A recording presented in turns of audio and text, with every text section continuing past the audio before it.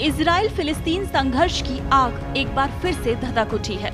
शनिवार की सुबह गाजा पट्टी पर कब्जा रखने वाले हमास आतंकी संगठन ने दावा किया कि उसने इजराइल के शहरों पर 20 मिनट में लगातार 5000 रॉकेट दागे हैं। इजराइल ने दावा किया है कि हमास के सैकड़ों आतंकवादी इजराइल के शहरों में घुस आए हैं। हमास के प्रमुख दाइफ ने इस हमले की जिम्मेदारी ली है और ऑपरेशन को अल-अक्सा स्टॉर्म नाम दिया है।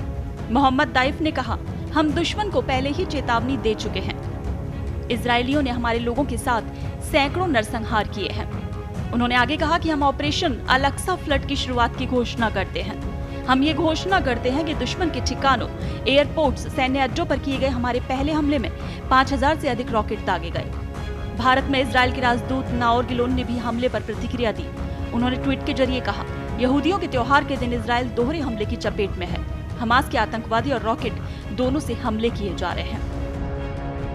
आपको बता दें, साल 1947 में संयुक्त राष्ट्र ने फिलिस्तीन को 2 हिस्सों में बांट दिया। इसका एक हिस्सा यहूदियों को दिया गया, जबकि दूसरा हिस्सा अरब समुदाय के लोगों को, जिसमें अधिकतर लोग इस्लाम को मानते हैं। 14 मई 1948 को यहूदियों ने अपने हिस्से को एक अलग देश घोषित कर दिया, जिसका नाम इजराइल रखा गया।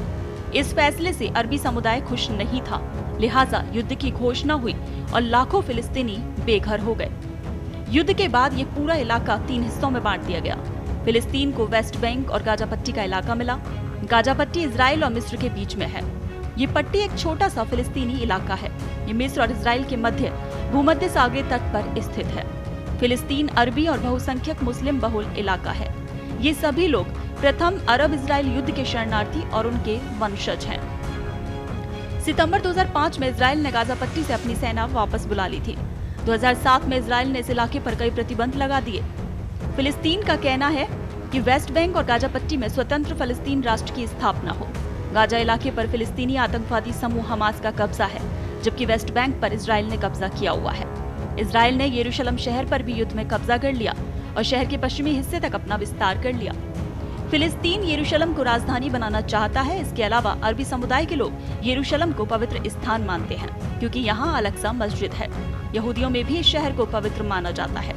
इस मुद्दे पर पिछले 25 साल से शांति की वार्ताएं चल रही हैं, लेकिन अब तक कोई हल नहीं निकल सका है।